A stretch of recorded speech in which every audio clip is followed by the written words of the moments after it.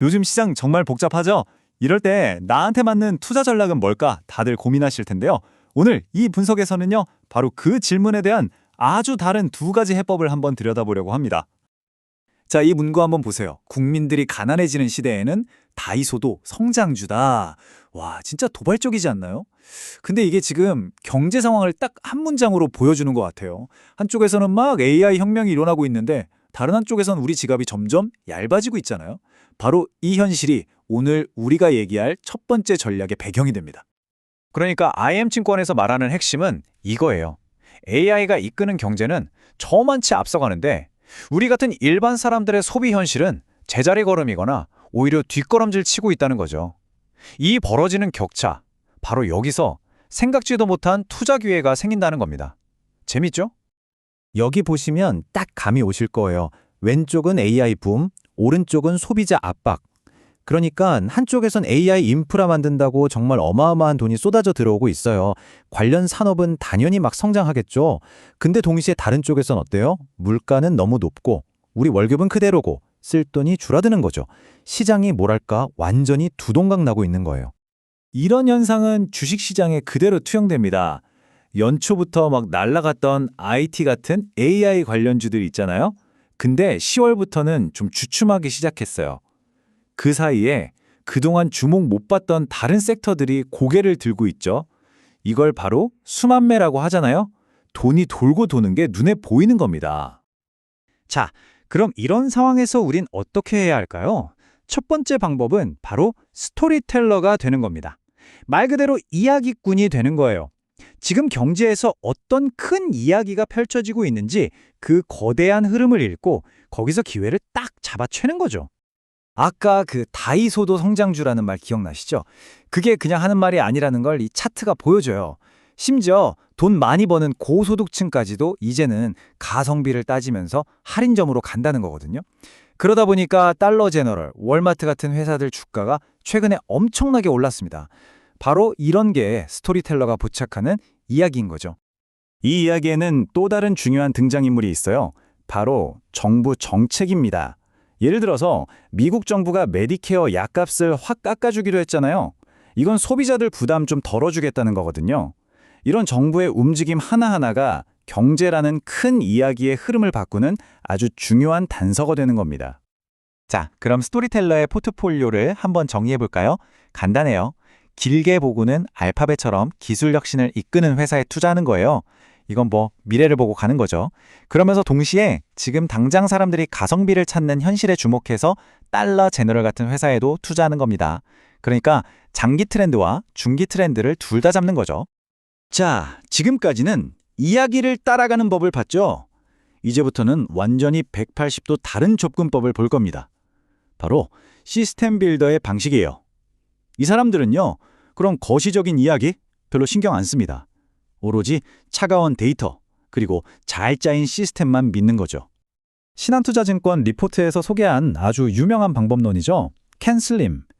이건 감으로 투자하는 게 아니라 일종의 체크리스트 같은 거예요.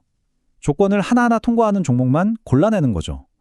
예를 들어 첫 번째 C, 커런트 쿼터리 이닝스.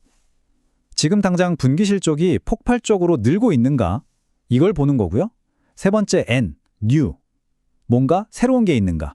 신제품, 새로운 경영진, 아니면 주가가 역사적 신고가를 찍었다거나. 이런 식으로 펀더멘탈도 좋고 모멘텀도 살아있는, 그러니까 지금 시장에서 제일 잘 나가는 주식을 딱 걸러내는 시스템이라고 보시면 됩니다. 이 시스템이 그렇게 깐깐하게 골라내려는 게 뭐냐? 바로 주도주입니다. 말 그대로 시장을 이끌어가는 대장주를 찾는 거죠. 시장 전체를 끌고 올라가는 힘이 제일 센 녀석들이요. 캔슬림은 바로 이런 주도주를 감이 아니라 객관적인 데이터로 찾아내기 위해 만들어진 겁니다. 이게 얼마나 데이터에 집착하는지 보여주는 재미있는 숫자가 있어요. 리포트를 보니까 최근 6개월 동안 거래량이 빵 터지면서 주가가 오르기 시작한 종목들 있잖아요. 그중에서 무려 40%가 진짜로 쭉 올라가는 추세를 만들었다는 거예요. 그러니까 펀더멘털이 좋은 걸 확인하고 기술적인 신호로 출발 사인을 확인하는 그런 과정인 거죠. 자, 지금까지 두 가지 멋진 전략을 봤습니다. 하나는 이야기꾼, 하나는 시스템 구축가. 근데 아무리 계획이 완벽해도 현실은 만만치 않죠. 당장 우리 눈앞에 어떤 변수들이 있는지 현실 점검 한번 해봐야겠습니다. 키움증권 분석을 보면 지금 시장에 잔뜩 숨을 죽이고 있어요. 왜냐?